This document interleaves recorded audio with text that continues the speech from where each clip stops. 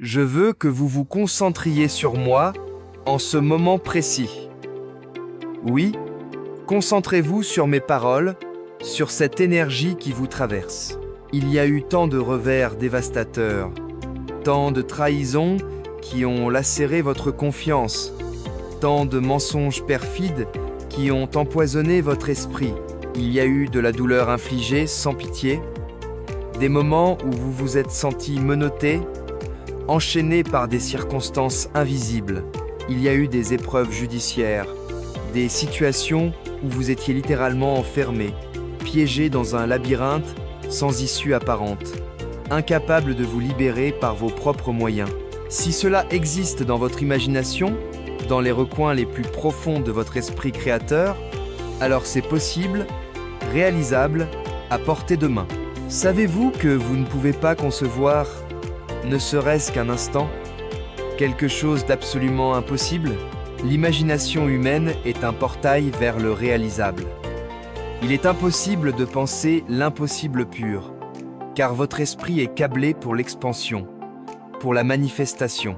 Et si vous viviez votre vie dans le royaume des possibilités infinies, plutôt que dans les probabilités étroites et prévisibles, vous multiplieriez vos chances de dénicher un bonheur authentique, durable, rayonnant.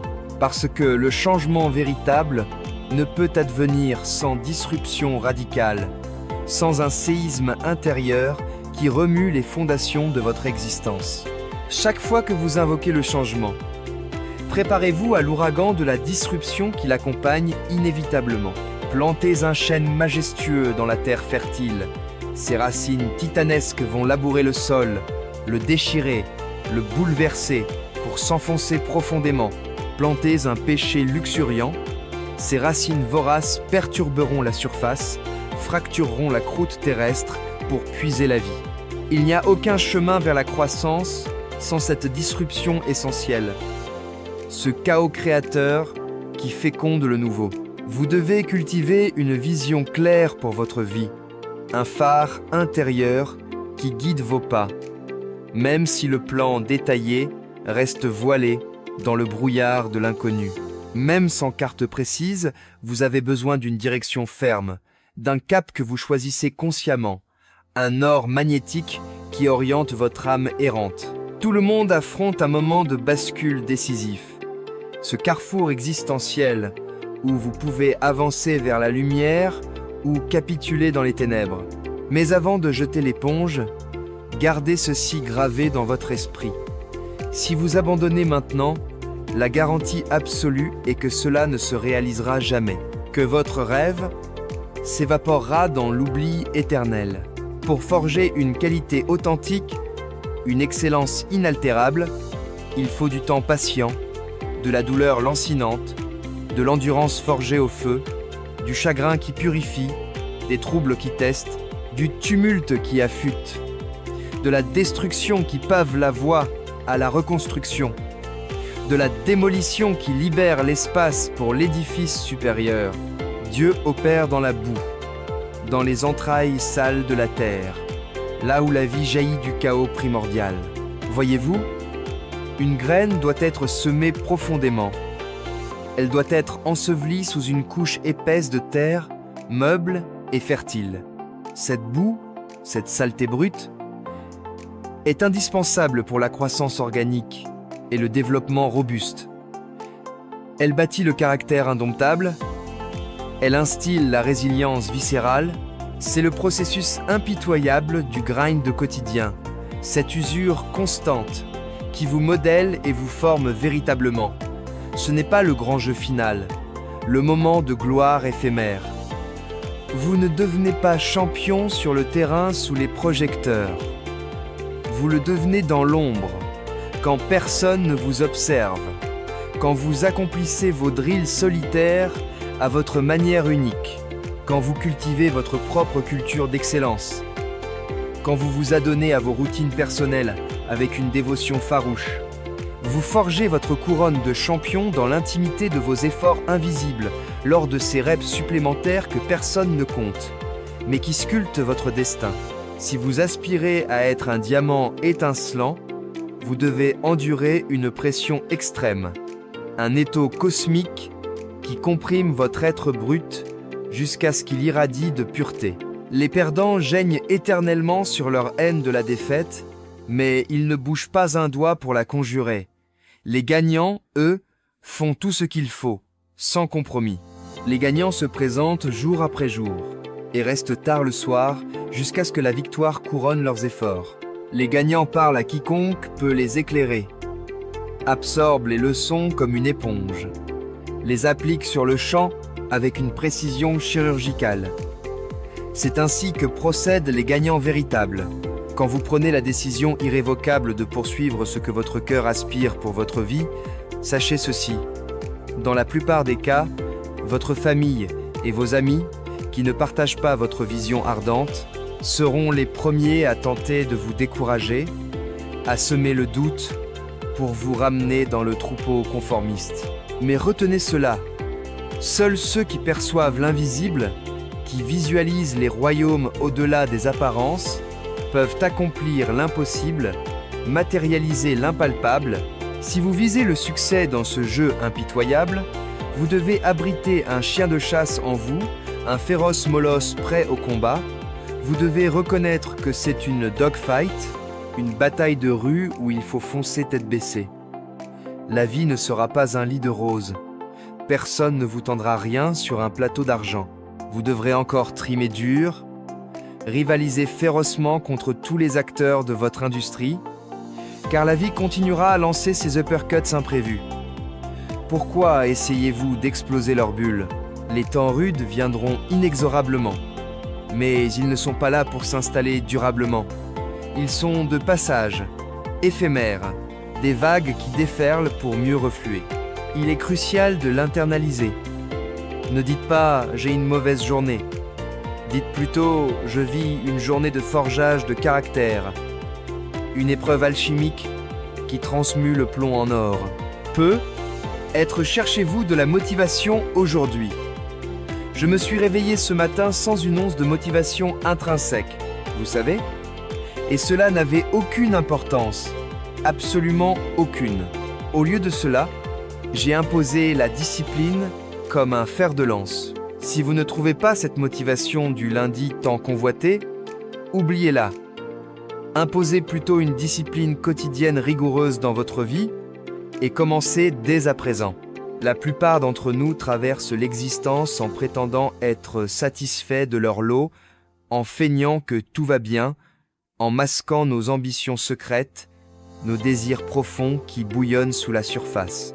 Mais au fond de vous, vous aspirez à plus, à une vie plus vaste, plus vibrante. Vous n'étiez pas prêt quand vous l'avez entrevu. Il a fallu traverser plus d'épreuves, grandir dans l'adversité pour y accéder. Mais vous entrez dans une saison de moisson. Les visions d'antan se matérialiseront, apportant une joie si pure qu'elle vous tirera des larmes de gratitude extatique. Si vous pouvez le visualiser, vous pouvez l'atteindre. Si vous pouvez y croire, vous pouvez le conquérir. On entend cela partout, et je comprends. Car pour agir, il faut croire en son projet. Mais attention, la croyance seule ne débloque rien. Vous devez imposer votre volonté de faire. Cultivez la discipline comme un jardinier patient et forcez les événements à se plier à votre vision. Si vous pouviez éradiquer la procrastination, à quoi ressemblerait votre vie transformée? C'est pourquoi vous n'exploitez pas votre potentiel.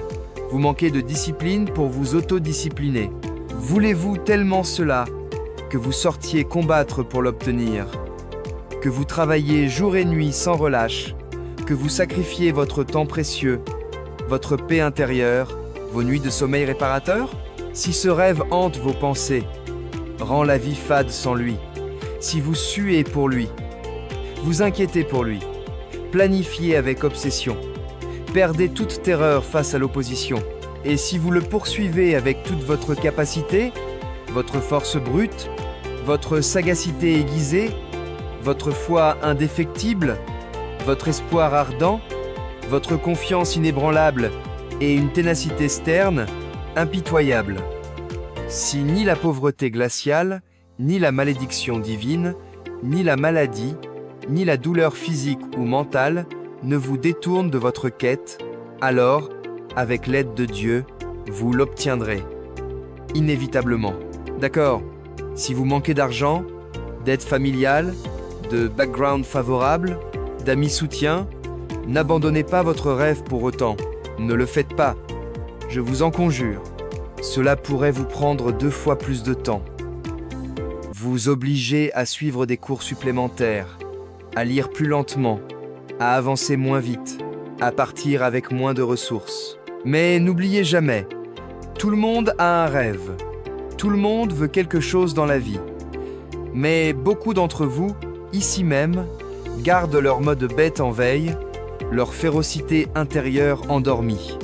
Quand vous quitterez cet endroit, votre vie passera à un niveau supérieur si vous apprenez à actionner cet interrupteur primal et à le maintenir allumé. Dans la vie, si vous fuyez une classe, un sujet qui vous rebute, il vous hantera pour le reste de vos jours. Il ne disparaîtra pas. J'aime le processus. J'adore trimer pour ce que je veux. J'embrasse le sacrifice, la dédication absolue, l'engagement indéfectible. Tout le monde veut le trophée. Personne ne veut le processus. Tout le monde rêve d'être un diamant. Personne ne veut se faire tailler. Tout le monde aspire au paradis. Personne ne veut mourir pour y entrer. Ils ne peuvent pas le voir tant qu'ils ne l'ont pas vu. Ils ne peuvent pas le savoir tant qu'ils ne l'ont pas intériorisé. Ils ne peuvent pas l'incarner tant qu'ils ne l'ont pas devenu. C'est comme vous à leur âge. Vous ne voyez pas non plus. La Bible l'enseigne. Dans la patience, possédez votre âme, maîtrisez votre esprit, protégez-vous des effondrements nerveux. Développez la patience, et vous porterez du fruit en votre saison propice. Toutes vos excuses ne sont que des mensonges minuscules, des illusions qui semblent adoucir la vie, mais qui en réalité l'alourdissent. Elles vous murmurent des douceurs pour vous égarer sur de faux chemins. Ne les écoutez pas, ces sirènes trompeuses. Le caractère, c'est la capacité à exécuter une résolution bien après que l'excitation initiale s'est évaporée, quand la flamme du début n'est plus qu'un braise froide. Allez-vous proclamer vouloir quelque chose, le poursuivre 2 semaines, puis abandonner comme l'année dernière, comme l'avant-dernière? Vous dites vouloir perdre du poids, vous sculptez, lancez votre business. Puis vous retournez à la fête, à l'ivresse, à la malbouffe, vivant en deçà de votre potentiel divin. Il est temps de passer de la médiocre à la météorique, de l'ordinaire à l'explosif. Vous voulez progresser? Arrêtez de chercher des raccourcis illusoires.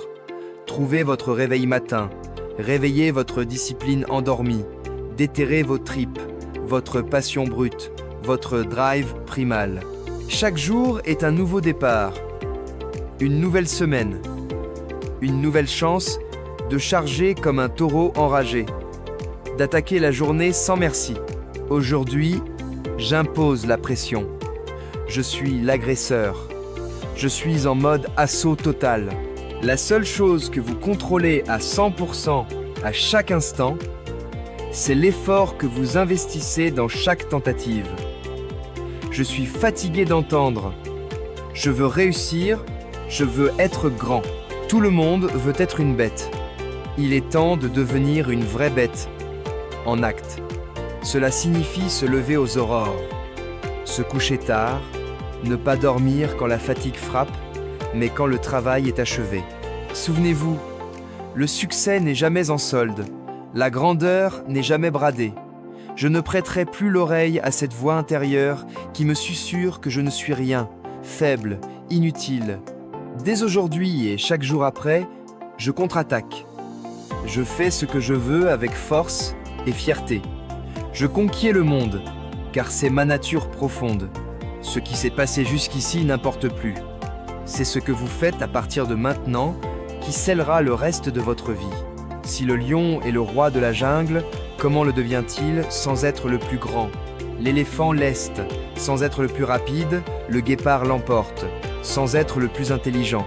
La différence unique entre un lion et un éléphant, c'est la mentalité. Quand un lion aperçoit un éléphant, il pense déjeuner. L'éléphant pense fuite. Tout est mentalité. Un lion mâle, même encerclé par une meute d'hyènes plus nombreuses, rugit intérieurement « Je suis le roi de ma jungle », grâce à sa mentalité invincible. Comment persévérer? Pourquoi continuer? Il y a deux faces à la douleur. La souffrance, l'inconfort qui broie, et l'autre, l'effort glorieux qui élève. Imaginez une gazelle. Si rien ne la pousse, si le lion ne la traque plus, elle cesse de courir. Mais un lion, peu importe. S'il veut que sa famille mange, que sa fierté survive, il doit chasser. Point final. Être une bête, ce n'est pas seulement dévorer la proie, c'est l'honnêteté viscérale du cœur, l'excitation de la poursuite. Les vrais lions adorent voir les gazelles détaler, car ils chérissent le processus autant que la prise. Certains d'entre vous ne veulent que marquer des points. Vous n'aimez pas le grind. Un vrai chasseur ne vise pas le trophée. Il vit pour la chasse elle-même, pour l'adrénaline du processus intégral. Ce qui distingue les gagnants des perdants, c'est l'honnêteté brutale envers soi sur l'effort déployé. Les gagnants ne blâment personne d'autre que leur propre manque quand le résultat tarde. Ils assument, corrigent, avancent. Seuls vous pouvez vous brider. Pas vos parents, pas vos profs, pas vos circonstances. Chaque jour est une victoire ou une défaite. Avez-vous fait ce qu'il fallait aujourd'hui? C'est tout ce qui compte. Pas de magie, pas de chance. Un jour à la fois, une victoire à la fois, jusqu'à ce que gagner devienne votre identité profonde.